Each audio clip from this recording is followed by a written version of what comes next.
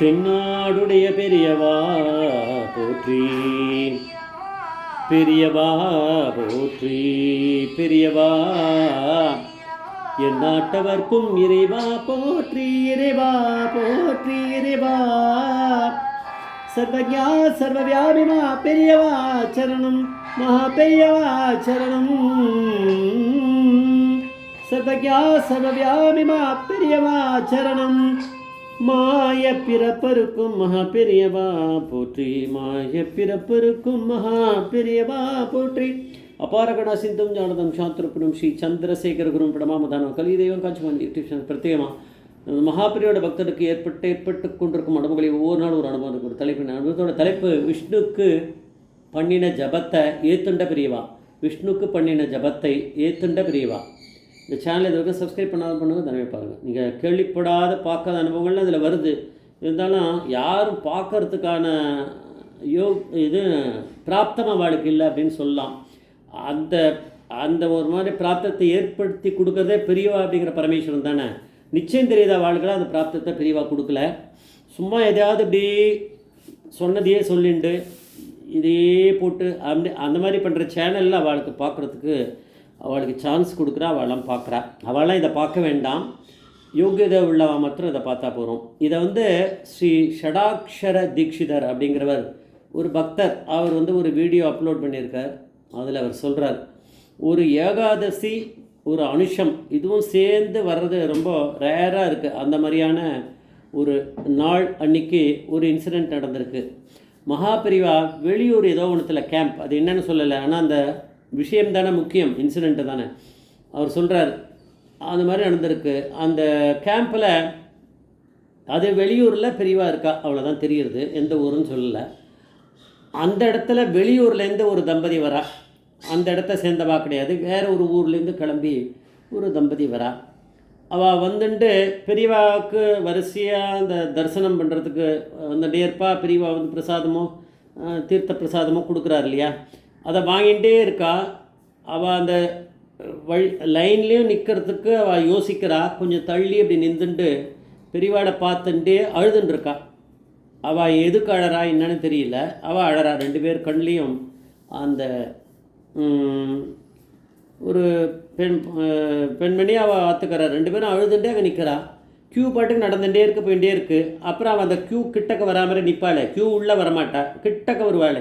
அந்த மாதிரி பெரியவா பார்வையில் படுற மாதிரி நின்றுட்டு அழறா.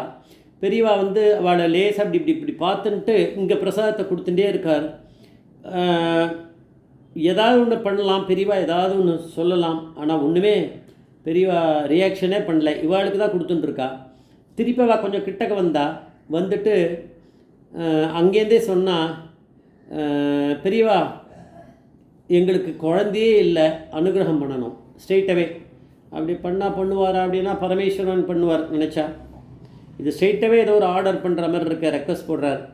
எங்களுக்கு குழந்தையே இல்லை அப்படின்னு ஒரு தடவை சொல்லி அழுதுகிட்டே சொல்கிறா. இந்த மாதிரி ஆர்டராக சொல்ல, நான் ஏதோ சொல்கிறேன், பெரியவா மேலே இருக்க ஆசையில் அவள் அந்த மாதிரி ஒரு 2 தடவையோ 3 தடவையோ அழுதுகிட்டே சொல்கிறா. ரெண்டு பேரும் பெரியவா அப்படியே ஒரு கண்ணால் இப்படி பார்த்துட்டே இவாளுக்கு பிரசாதத்தை கொடுத்துட்டே இருக்கார். திருப்பியும் பெரியவா பார்க்கவே இல்லை. அவளை ரொம்ப அவள் மேலே அக்கறை இருக்க மாதிரி காமிச்சிக்கல. அந்த தம்பதிகள் கொஞ்சம் தள்ளி போயிட்டு நின்றுண்டு திருப்பி அழுதுட்டு நிற்கிறா அங்கேயே. பரமேஸ்வரன் அவள் என்ன அவளுடைய பாவ புண்ணியங்களுக்கு ஏற்ற மாதிரி தான் அவளுக்கு அனுகிரகம் பண்ணுவார். அதனால் கொஞ்சம் அழ விட்டுருக்கார் அப்படின்னு அவர் சொல்லலை, நான் சொல்கிறேன். அந்த கஷ்டத்தை பெரியவா ஏன் கொடுத்தாருன்னா, பரமேஸ்வரன் கஷ்டத்தை கொடுப்பார், நல்லதையும் கொடுப்பார். அதனால் கொஞ்சம் அழ விட்டுருக்கார். திருப்பி அவள் அழுதுகிட்டே அங்கே நிற்கிறா. அப்புறம் அந்த கூட்டம்லாம் கலையிறது. ஏன்னா பெரிய பரமேஸ்வரன் அனுகிரகம் பண்ணனா உடனே வா அப்படின்னு கூப்பிட்டுட்டு அனுகிரகம் பண்ணிடலாம். அவருக்கு ஒரு ஃப்ராக்ஷன் ஆஃப் செகண்டை உலகமே சுத்த வச்சுருவார். அப்படி இருக்கும்போது இவருக்கு ஏன் இப்படி பண்ணார்னு அவள் சொல்ல, அதான் நான் நினைக்கிறேன். அவ்வளோ நேரம் அழ வைக்கணும்னு பெரியவாளுக்கு தெரியும். அழுதுட்ட பிறகு பெரியவா கிட்டக்க அழுதுகிட்டே கிட்டக்க வந்தவொடனே பெரியவா அவள் இக்னோர் பண்ணிட்டான்னு நினச்சார். ஆனால் இக்னோரெல்லாம் பண்ணல பெரியவா. ஒரு 5 நிமிஷத்துக்கு அப்புறம் பெரியவா கிட்ட கூப்பிட்டா கையால் வா அப்படின்னு கிட்டக்க வந்தா. கையில் ஒரு பழத்தை கொடுத்தார். யார்கிட்ட 2 பேரும் சேர்ந்து வாங்கிட்டோலோ இன்னும் தெரியாது, இல்லை ஆளுக்கு ஒரு பழம் கொடுத்தார். கையில் ஒரு பழத்தை கொடுத்துருக்காரு. பெரியவா சொன்னாலாம் பக்கத்தில் ஒரு விஷ்ணு கோவில் இருக்குது, அங்கே போய் உட்காந்துட்டு இன்றைக்கி முழுக்க ஜபம் பண்ணுங்க, அப்புறம் ஊருக்கு கிளம்பி போங்க அப்படின்ட்டார். அவ்வளோதான். அப்போ அது சாயங்கால வேலை இருட்டின வேலையாக இருக்கலாம்.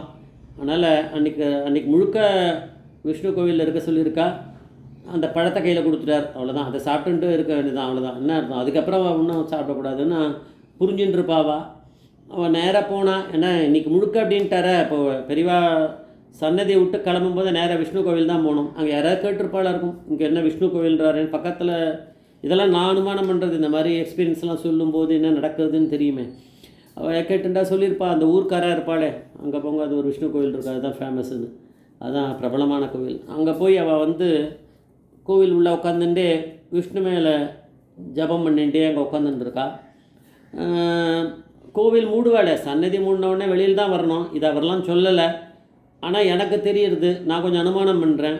பெரியவா தான் பரமேஸ்வரன், அவர் தான் மகாவிஷ்ணுன்னு நம்பி வந்தவா.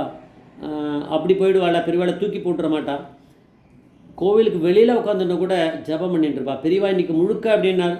அப்போ பொழுது விடிகிற வரைக்கும் என்ன வேணா ஆகட்டும்னு அங்கே தான் இருந்திருப்பான்னு நான் நினைக்கிறேன். அது உண்மையோ பொய்யோ தெரியல, என்னோடய அனுமானம் அதுதான். பெரியவா சொன்னதை கேட்டு தீர்ந்துருப்பா. அப்பேற்பட்டவ தான் பெரியவா கிட்டே போக முடியும். கோவிலுக்கு வெளியில் உட்காந்தும் ஜபம் பண்ணிவிட்டு முடிச்சுட்டு கார்த்தால் பொழுது விடிஞ்சிருத்து அப்படின்னு தெரிஞ்சவுடனே கிளம்பி ஊருக்கு கிளம்பி போயிட்டுருப்பா. அதுதான் நினைக்கிறேன் நான். அது ஆயிடுத்து. இது இந்த சம்பவம் நடந்து ஒரு 1.5 வருஷம் போயிருக்குமா. அன்றைக்கி தரிசனம் வேறு ஒரு இடத்துலையோ, அந்த இடத்துலையோ அதே இடத்துலையோ பெரியவா கேம்ப்லையோ தெரியல. அப்போ அதே பெண்மணி வரா. இப்போ ஆற்றுக்காரர் வரா மாதிரி சொல்லலை, ஆற்றுக்காரர் வர மாதிரி தெரில, வந்திருக்கு. இவள் வரா. அவள் என்ன பண்ணியிருக்கா அப்படின்னா, இவளுக்கு குழந்தை பிறந்துருத்து பெரியவா அனுகிரகம் பண்ணதில். அந்த குழந்தைய இவளோட பாட்டி வந்திருக்கா கூட. பாட்டிக்கிட்ட கொடுத்து அங்கே பாட்டி இங்கே நின்றுட்டுருக்கா, தள்ளி இங்கேயோ. ஸோ இந்த பெண்மணி இப்போது ஞாபகம் வச்சுருப்பா, பெரியவா ஞாபகம் வச்சுருப்பா.